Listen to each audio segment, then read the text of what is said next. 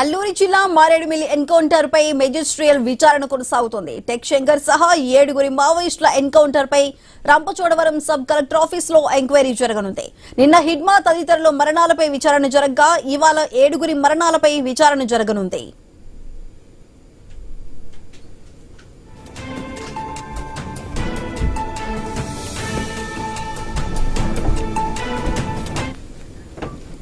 నిన్న హిడ్మా ఆయన సతీమణి రాజే మడకామితో సహా 6 మావోయిస్టుల మృతిపై ఎంక్వైరీ జరిగింది. దీనికి హిడ్మా బంధువులతో పాటు మరికొందరు హాజరైనట్లు సమాచారం. ప్రజా విచారణకు మీడియాను దూరంగా ఉంచి గోప్యంగా నిర్వహించారు. ప్రజలు స్వేచ్ఛగా వచ్చి విచారణకు హాజరై తమ అభిప్రాయాలు నిర్భయంగా వెలుబుచ్చే అవకాశాన్ని లేకుండా ఆంక్షలు అమలు చేస్తున్నారని ప్రజా న్యాయవాదుల సంఘం అధ్యక్షుడు సురేష్ కుమార్ ఆరోపించారు. ఈ విచారణను పత్రికల్లో చూసి తాను హాజరయ్యానని, తనను కూడా అనుమతించడానికి పోలీసులు ఆటంకం కలిగించారని అన్నారు. ఆయన పోలీసులతో వాగ్వాదానికి దిగారు. దీంతో ఆయన్ను విచారణ అధికారికి ముందుకు అనుమతించారు.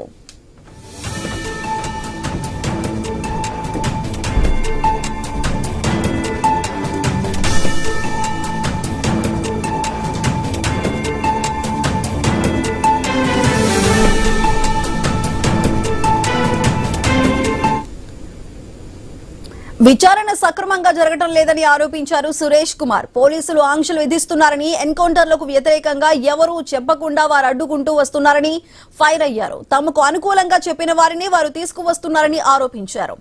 అయితే ఈ విచారణకి సంబంధించి పూర్తి సమాచారాన్ని మా ప్రతినిధి గణేష్ అందిస్తారు. గణేష్, చెప్పండి, మారేడుమిల్లి ఎన్కౌంటర్ కి సంబంధించి నిన్న 7 సంబంధించిన విచారణ జరిగింది, ఈ రోజు కూడా జరగబోతుంది. మరి విచారణకి సంబంధించిన పూర్తి అప్డేట్స్ ఏంటి?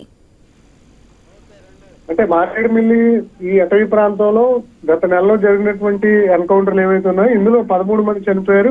ఆ 13 మంది చనిపోవడం పట్ల దేశవ్యాప్తంగా అనుమానాలు వ్యక్తం అవుతున్నాయి. ఈ ఫేక్ ఎన్కౌంటర్ చేసి ఈ మావోయిస్టులను అన్యాయంగా హత్య చేశారని చెప్పి ప్రజా సంఘాలు కావచ్చు, లేదా కొంతమంది వారి బంధువులు కావచ్చు ఆరోపణలు చేసినటువంటి సందర్భం కనిపిస్తుంది. ఇదే సందర్భంలో ఆంధ్రప్రదేశ్ ప్రభుత్వం సబ్ కలెక్టర్ ఆధ్వర్యంలో ఒక విచారణ ప్రారంభించడం జరిగింది. నిన్నటి నుంచి విచారణ జరుగుతుంది. తొలి రోజు ఎవరైతే ఎడ్మా, అతని భార్య రాజీ సహా మరొక 5 చనిపోయి ఉన్నారో వారికి సంబంధించినటువంటి బంధువులు విచారణకి హాజరయ్యారు. వారితో పాటుగానే ప్రజా సంఘాలు కూడా హాజరు కావడం జరిగింది. అయితే మీడియాను మాత్రం అనుమతించలేదు. ఇవాళ జరుగుతున్నటువంటి 2వ రోజు విచారణలో కూడా మీడియాను అనుమతిస్తారా లేదని చూడాల్సి ఉంది. ఎందుకంటే జరుగుతున్నటువంటి అంశాన్ని గోప్యంగా చెప్పాల్సినటువంటి అవసరం ఏంటని చెప్పి నిన్న హైకోర్టు నుంచి వచ్చినటువంటి ప్రజా న్యాయవాదుల సంఘం అధ్యక్షుడు సురేష్ కుమార్ తో పాటు అడ్వకేట్ శ్రీకాంత్ పోలీసులతో వాగ్వాదానికి దిగారు. మొదట వారిని లోపలికి పంపించకపోవడంతో పోలీసులతో వాగ్వాదం దిగడం, ఈ విచారణ అనేది సక్రమంగా జరగట్లేదు, పారదర్శకంగా లేదు, ఏదైతే అనుకూలంగా ప్రభుత్వాలకు అనుకూలంగా వ్యవహరిస్తున్నారు, ఈ బాధితుల ఏవైతే అనుమానాలు ఉన్నాయో వాటిని ప్రజలకు తెలిసే విధంగా, లేదంటే దీని మీద ఫర్దర్ గా లోతుగా విచారణ చేసే విధంగా ఇది జరగట్లేదని చెప్పి విమర్శలు చేయడం జరిగింది. దీంతో ఆయన్ని లోపలికి పంపించారు.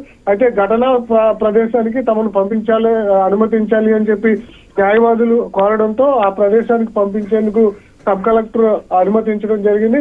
ప్రస్తుతం పరిసర ప్రాంతాలన్నీ కూడా ఇప్పటికీ ఇటు బలగాల ఆధీనంలోనే ఉండడం జరిగింది. ఇదే క్రమంలో తమను వెళ్ళనివ్వాలి, ఆ పరిసర ప్రాంతాలన్నీ చూడాలి, ఇది వాస్తవం లేదా ఫేక్ అనేది తేలాలి అంటూ ప్రజా సంఘాల న్యాయవాదుల సంఘం అధ్యక్షుడు సురేష్ కుమార్ అయితే డిమాండ్ చేసినటువంటి సందర్భం కనిపించింది. ఇవాళ టెక్ శంకర్ సహా మిగిలినటువంటి మావోయిస్టులు ఎవరైతే చనిపోయి ఉన్నారో వారి బంధువులు విచారణకు హాజరయ్యేటువంటి అవకాశం కనిపిస్తుంది. ఈ సబ్ కలెక్టర్ మొత్తం ఈ బంధువులు ప్రజా సంఘాల నుంచి సేకరించినటువంటి సమాచారాన్ని ఒక నివేదిక రూపంలో రాష్ట్ర ప్రభుత్వానికి అందజేయడం జరుగుతుంది. ఎందుకంటే ఇది ఫేక్ ఎన్కౌంటర్ చేశారనేది విమర్శలు వస్తున్నాయి. వారి తాలూకా బంధువుల అభిప్రాయాలు, ప్రజా సంఘాల అభిప్రాయాలు ఎలా ఉన్నాయని చెప్పి ఒక నివేదిక తయారు చేసిన తర్వాత సబ్ కలెక్టర్ ప్రభుత్వానికి పంపించిన తర్వాత ఫర్దర్ గా ప్రభుత్వం ఈ అంశంలో ఏ విధంగా ముందుకు వెళ్తుందనేది చూడాల్సింది. మొత్తంగా అయితే ఇప్పటికీ ఎడ్మా సహా రాజీ, అదేవిధంగా టెక్ శంకర్ మరణాలు అనేవి దేశవ్యాప్తంగా అనుమానాలు కలిగిస్తున్నాయి. ఇప్పటికే అనేక ఆరోపణలు చేస్తున్నారు. ఇదే క్రమంలో సబ్ కలెక్టర్ ప్రభుత్వానికి ఇచ్చేటువంటి నివేదిక ఏ విధంగా ఉండబోతుంది, దీని మీద మళ్ళీ కౌంటర్ గా ప్రజా సంఘాలు కావచ్చు, న్యాయవాదులు కావచ్చు ఏమంటారు అనేది మాత్రం చూడాల్సి ఉంది. Right Ganesh, thank you.